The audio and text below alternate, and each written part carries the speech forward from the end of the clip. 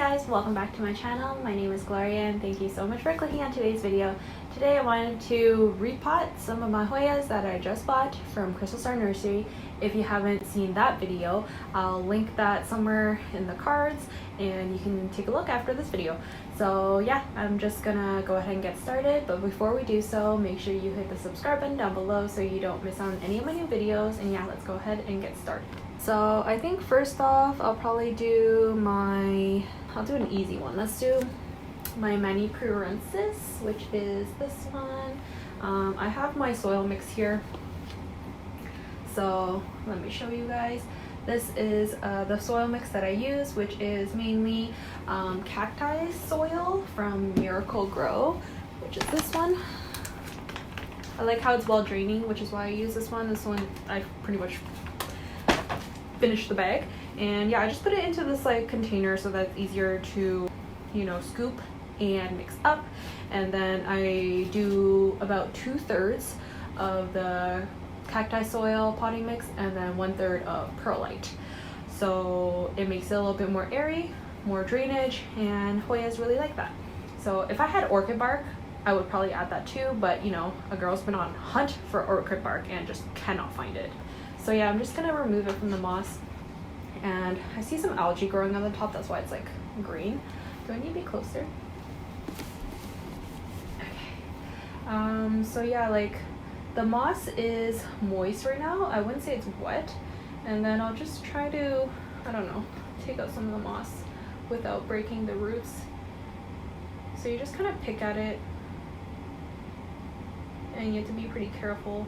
So that's why I don't really like buying my plants in moss, because I don't do well with moss. I find it's just, it doesn't grow well in my environment. I just like more soil, or like, yeah, just soil, to be honest.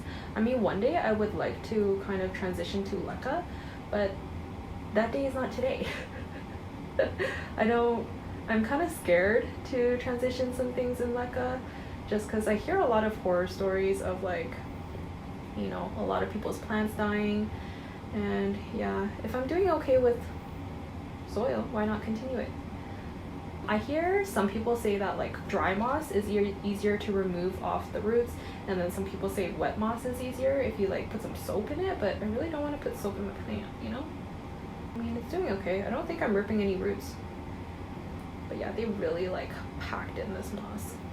Crystal Star does recommend that you like keep it in its original kind of medium for the first week so that it gets acclimated to your environment. But I do this like every time, so I'm not too worried about it. And after that, you can essentially just put the whole like moss wrapped roots in your medium. But I usually like to at least detangle a little bit, like as much as I can, and then I'll, you know, pot it up into some soil. Once I remove all the moss, I'll show you guys how the roots are looking. And it's also okay if you don't get all the moss off, because like some moss on the roots is okay, just like not a whole ball. I don't like to put a whole ball in it if I can help it. So I would say this is pretty good in terms of removing the moss. Like that's the root ball. And yeah, I'm gonna use this like 3.5 inch pot, and see how this is gonna look. Yeah, it's pretty cute. Okay, so let me just move this moss to the side. I'm gonna put a bit of some soil at the bottom. Okay, so about like 1/3 of the way, and then we just cover the root ball.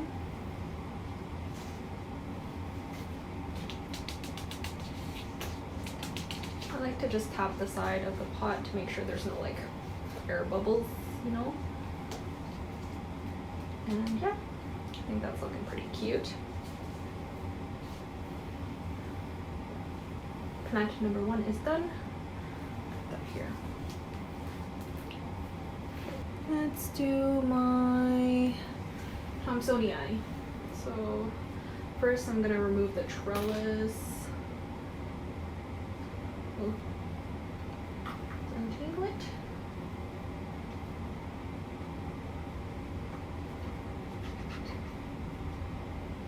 reuse this trellis. It's like a nice metal trellis with like some, I think, rubber on the outside. So it's nice. Okay.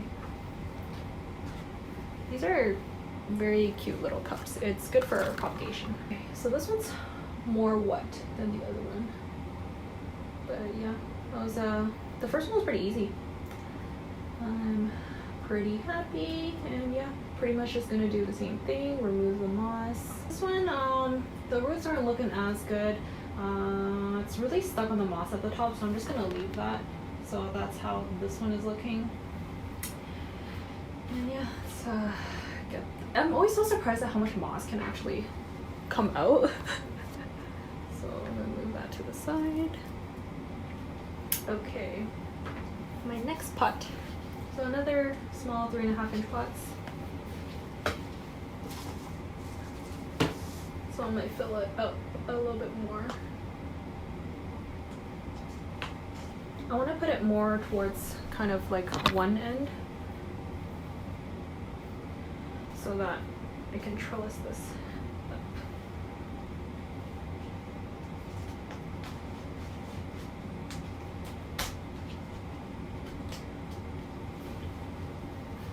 It's looking pretty cute.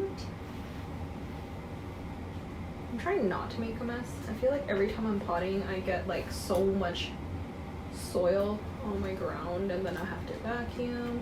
Thank God I don't have carpet. If I did, that'd be such a mess. Okay, I think that looks pretty good.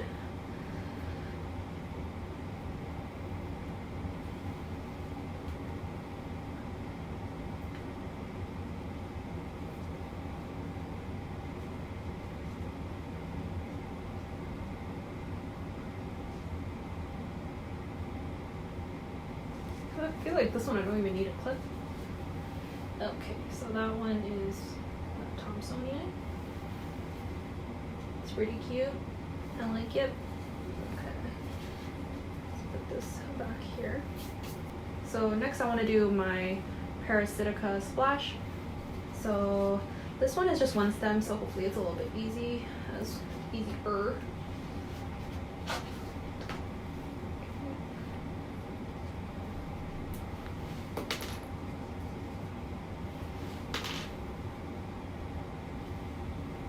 Let's see, I'm doing pretty well so far. Not a lot of root breakage. I'm happy. Okay, so pretty much got most of the moss off, I would say. Yeah, this looks pretty good. This is a pretty good root ball. So there's still some moss left on it, but I think this is pretty good. I could actually see roots, and they look really healthy. No root rot, and yeah, that's pretty good. This one had a lot of moss. Oh my god. This one, because the stem is kind of long where the root is, I'm not gonna put as much soil at the bottom. Yeah, I think this is good. Oh. Okay.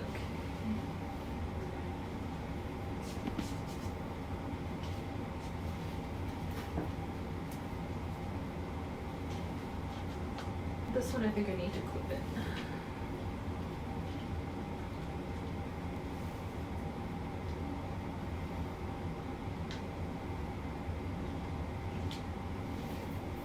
Okay, I think that looks pretty good. This one I kind of planted it more towards the side so that it can kind of loop that way. So that's the third one. So we have 3 more. This is so like time consuming. Okay, I'll do my big one. So this one I have 2 cuttings that I have to remove. So this one is my Hoya finlaysonii. Get it off this trellis. Just stick. This one's not even a trellis. Okay, so there's that one, and there's this one. Okay, so this one is the first finlaysonii. That's the root system. I'd say it's pretty good. Still a bit of moss, but that's okay. And now the second one. This one actually came off really easily. Like both of these, I think they didn't compact the moss as much as the other ones because there was so much moss in those. the past 3 that I've just done. And these ones are, you know, more loosely packed, which is more ideal if I'm trying to remove the moss. Some people really just do love moss because it allows for a lot of air circulation around the roots, and it's a lot faster for the roots to start growing from those nodes.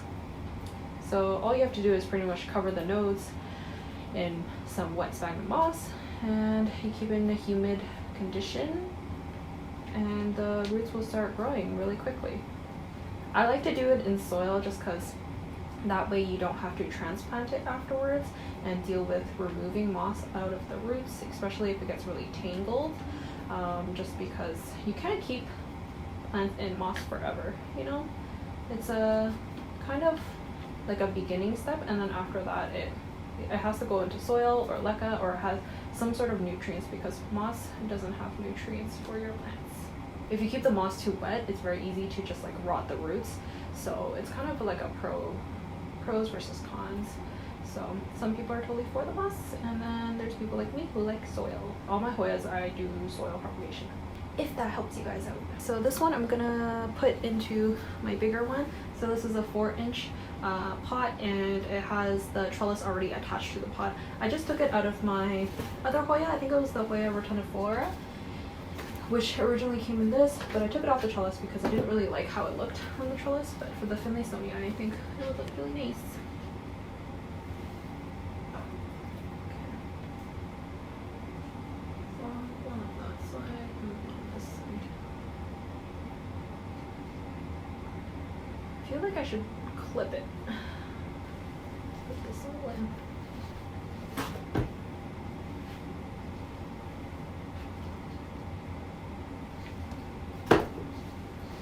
Do it backwards? Oh no, this is facing the wrong way.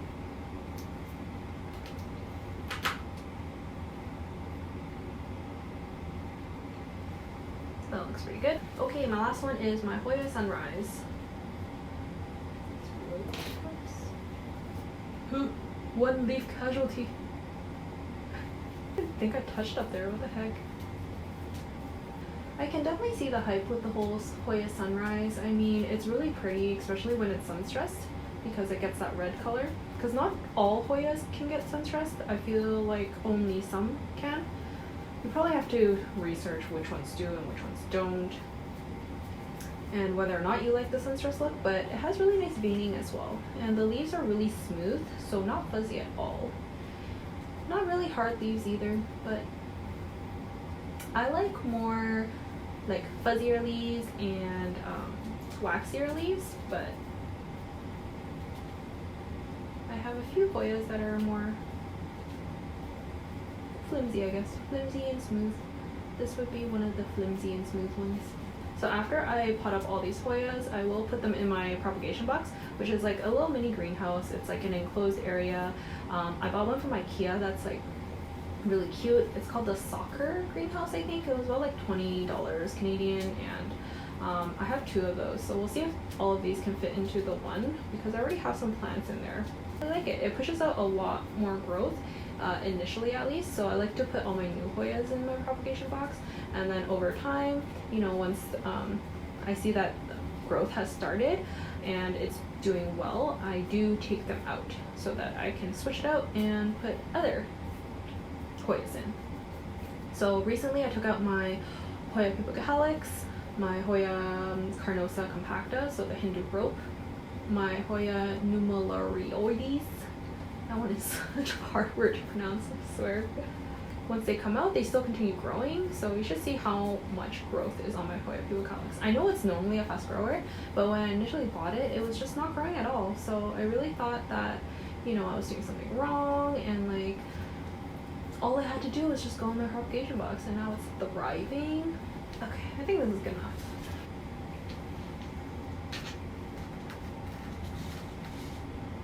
So this one was pretty easy. So clip that there.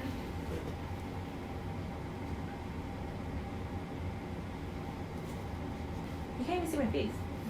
So these are all 5 Hoyas that I've potted up into soil. They're looking really nice. I love the trellis.